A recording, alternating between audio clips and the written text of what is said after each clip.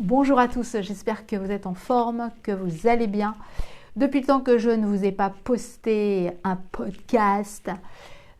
Pourquoi? Pour simplement l'unique raison, on va pas se mentir, un break, également des vacances, également pas d'inspiration aussi. Parce que bien sûr, je peux parler d'une couleur, du jour qui se lève, de la nuit qui se couche, on peut parler de tout et de rien. J'en suis bien consciente. Mais en y réfléchissant, la base de ce podcast, puisque ça fait maintenant plus d'un an que je l'ai ouvert, c'était pour vous amener à des choses positives, toujours positives, les choses toxiques, les oublier, les transformer, pour vraiment avoir une vue dégagée là sur l'horizon, une vue pleine de lumière, une vue en tout cas qui ne s'assombrissait pas. Et puis vu l'année qu'on a passée, pour certaines et certains, j'ai beaucoup parlé d'actualité finalement, toujours en essayant de la positiver ou en tout cas d'amener, de retirer des choses positives, mais en même temps, souvent, même si j'étais peut-être objective, en tout cas j'essayais de l'être, malgré tout, mon idée première c'était d'arrêter en gros d'emmerder les gens et surtout de les laisser vivre aussi. Enfin bon, on ne va pas revenir sur cette année qui était clairement assez négative, qui était très médiocre, qui était angoissante, qui était très angoissante et toxique. Voilà, une année toxique. Vous allez me dire, oui, mais tu vas voir celle qui arrive bientôt, elle sera peut-être pire. Certes, peut-être, on verra bien. En tout cas, je vais essayer de ne pas trop parler d'actualité dans les prochains épisodes, même si je crois que malgré tout, je ne pourrai pas m'en empêcher, parce que c'est important aussi de vivre sa vie en fonction, on est un peu obligé de l'actualité en tout cas, ou en tout cas de la vivre différemment par rapport peut-être à ce qu'on nous propose, de faire notre choix de vie, notre choix d'actualité aussi, même si parfois c'est pas toujours facile, c'est sûr. En tout cas, la rentrée pour beaucoup c'est demain, en tout cas pour les enfants, pour les ados, peut-être pas encore pour les grands. Pour d'autres, au contraire, ça va être le début des vacances, l'arrière-saison qui commence, donc le choix pour beaucoup de personnes aussi de partir à ce moment-là, parce qu'il fait encore beau. Les journées sont plus courtes, effectivement, mais il y a encore pas mal de soleil, pas mal de choses à faire intéressantes, donc c'est sympa aussi de partir à cette période-là.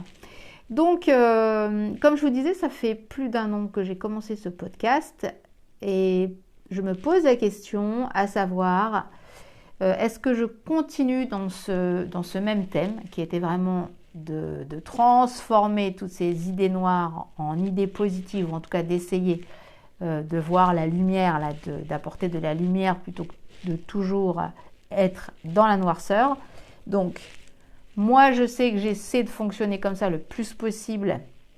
Et dès qu'il y a des choses toxiques qui arrivent, négatives qui arrivent, c'est pas toujours facile, c'est pas toujours évident non plus par rapport aux gens qui nous entourent, par rapport aux gens avec qui on est, qu'on n'a pas forcément envie de leur faire du mal, qu'on essaie de se comporter correctement entre guillemets. Mais en même temps, il faut aussi penser à vous parce que vous ne serez que mieux avec ces personnes-là si vous êtes déjà au top de votre forme et au top de votre mentalité, de vos idées, de votre tête à vous. Aussi, ça c'est important de le savoir parce que si vous agissez en fonction de ce que l'autre veut et que ce n'est pas du tout ce que vous avez envie de vivre, là ça peut vraiment être un conflit intérieur pour vous qui n'amènera que des choses négatives, peut-être pas sur le moment, parce que bien sûr on peut toujours masquer, on peut toujours faire en sorte que ça se passe bien, mais ça ne peut pas être possible dans la durée. Donc je pense que c'est bien de dire sans offusquer les personnes, de dire clairement les choses, ses envies, ses non-envies aussi, parce que ça c'est souvent le problème du pourquoi il y a des activités, il y a des choses, il y a des personnes où on pense que c'est toxique parce que c'est des non-envies pour vous, sans faire la liaison, non-envies pour vous et des envies pour l'autre et pas forcément pour les deux en même temps, au même moment. Donc c'est là où ça peut créer des petits soucis. Donc, et sans blesser forcément les personnes qui sont en face, Il y a des choses que vous pouvez vivre avec certaines personnes, pas avec d'autres. Et à un certain moment aussi de votre vie, vous avez envie d'une chose aujourd'hui, peut-être pas demain, peut-être pas après-demain, peut-être pas hier, et peut-être que dans 6 mois, ce sera différent. Donc, il faut essayer en fait de jouer avec tout ça en essayant et surtout en restant le plus possible en accord avec vous-même. C'est ça qui est important avant tout, c'est d'être en accord avec soi, d'être vraiment en véritable harmonie avec ce que vous êtes vraiment. Parfois, c'est sûr, on n'est pas forcément en accord dans le sens où on ne sait peut-être pas vraiment non plus ce qu'on veut, ou peut-être qu'on est indécis, ou peut-être que d'essayer quelque chose qui ne va pas forcément nous plaire, ça peut-être nous amener à autre chose, d'où le côté positif qu'on retransforme, enfin le côté négatif qu'on retransforme, et là, ça peut apporter des choses nouvelles, mais il ne faut pas que ça devienne, en tout cas dans le long terme, quelque chose de toxique et de négatif. C'est là où c'est la pire des choses. Et surtout quand ça dure, des jours, des mois, etc.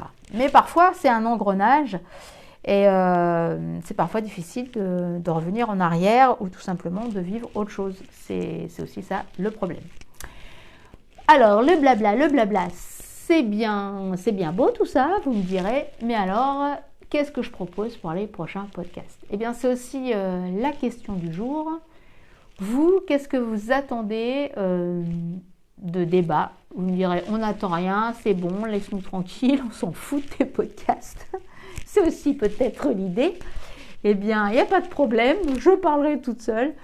Mais parce que si vous écoutez l'actualité tout le temps, c'est chiant. En plus, l'actualité n'est pas forcément dite comme elle devrait l'être, avec les personnes, avec les bonnes personnes. Donc, vous avez peut-être envie d'entendre autre chose. Donc, j'avais soumis l'idée aussi, au tout début, il y a quelques mois, de vous lire aussi des brides de livres comme ça, au hasard. Essayer de trouver le livre dont il s'agissait. Mais bon, je pense que ça va pas être facile, à moins que il faudrait dans ce cas que je vous propose, par exemple, 3 livres ou le choix entre 3 et 10 livres, quoique c'est peut-être beaucoup, 3 et 10 livres, que évidemment vous allez lire, que vous aurez lu, et par rapport, bon là c'est quand même plus facile, et par rapport à certains chapitres ou certaines pages ou certaines phrases que je pourrais dire d'un de ces livres, là vous amusez à trouver de quel livre ça ressort. Mais je pense que là, 10 livres, je pense que ça peut être assez facile. Pourquoi pas ce challenge, de le faire une fois, peut-être une fois par mois, ou une fois par trimestre, peut-être, une fois par trimestre, une fois par mois, ça va peut-être être un petit peu court si on n'a pas lu, ou en tout cas si on ne sait pas de quoi on parle comme livre. À réfléchir, en tout cas, oui, ce serait peut-être plus possible et plus envisageable pour un podcast à faire, en tout cas. Voilà, ouais, vous voyez, j'ai peut-être trouvé la solution en parlant toute seule finalement. Donc voilà, et puis pendant les vacances, on a parlé souvent du sommeil, mais ça j'avais dû déjà faire un podcast sur ça quand les gens n'arrivaient pas à s'endormir. Certains prennent des somnifères, enfin des choses pour s'endormir, d'autres non, vont quand même finir par s'endormir, et puis des personnes me disaient, mais oui, mais si j'arrive pas à dormir, c'est tout simplement, je me pose des questions sur tel truc, j'ai des problèmes sur une affaire, etc. Et donc j'y pense avant de m'endormir, donc je ne m'endors pas. Donc, alors moi déjà de base, ce que je leur dis, c'est si vraiment vous avez un problème ou si vous avez des papiers à régler, ne jamais penser au problème. En tout cas, attention, ne jamais penser au problème avant de s'endormir. Par contre, c'est ce que je disais, vous posez la question sur une solution à envisager sur un problème, oui, là pourquoi pas, avant de vous endormir, et peut-être que le lendemain ou le surlendemain, vous aurez peut-être la solution. Mais il ne faut pas que vous vous endormiez en tout cas avec le problème en tant que tel. Par exemple, je sais pas, je vais dire n'importe quoi. Alors voilà, est-ce que je dois vraiment signer ce contrat pour acheter une voiture? Ça peut, ou est-ce que je dois acheter une voiture? Bon, c'est des questions un peu simplettes, hein, mais c'est juste pour vous montrer la différence. Et là, vous n'avez pas la solution, mais vous vous endormez en vous posant cette question. Même en plus, ça fait un peu fausse question. Bon, enfin, je continue. Admettons. Non, ou alors plus, qu'est-ce que je dois faire? Est-ce que je dois l'acheter? Est-ce que je ne dois pas l'acheter? Est-ce que ça va changer quelque chose à ma vie? Enfin bon. Bon, là, c'est pas un sujet trop grave, mais on va dire un truc comme ça. Et la différence, ce serait par exemple, est-ce que je dois acheter une voiture bleue ou une voiture jaune, par exemple? Et là, peut-être que 2 jours après, là, vous aurez la solution. Parce que là, c'est une vraie question pour avoir une solution. Enfin, une solution. Il faut en fait que ce soit une question qui a... Vous me direz, à chaque question, il y a une solution aussi. Ouais, je tourne un peu en rond, là, en fait. Une question pour une vraie solution, ou alors vous voulez la solution, ça peut vous aider avant de vous endormir de trouver la réponse, soit le lendemain ou peut-être 2-3 jours après. Mais alors voilà, mais vous endormir avec un problème où vous ne vous posez pas forcément la question, où vous n'avez pas de solution, mais c'est vraiment une situation où pas... Bon, c'est pas un problème qui a besoin d'une solution. C'est plutôt une situation que vous vivez compliquée, que vous allez y penser, et que c'est angoissant, enfin, etc. Voilà, c'est anxiogène, c'est angoissant. C'est là où il ne faut pas vous endormir de cette façon. Parce que d'ailleurs, vous ne vous endormirez peut-être pas tout de suite. Il y a de grandes chances. Donc voilà, c'est plutôt dans ce sens-là. Par contre, si c'est un problème pour une question afin d'avoir la solution, là, oui, dans ce cas-là, pourquoi pas. Enfin bon, pourquoi je parlais de ça d'ailleurs? J'en sais rien. Encore une fois de plus, parler pour ne rien dire. Ah si, c'est toujours important de dire ça.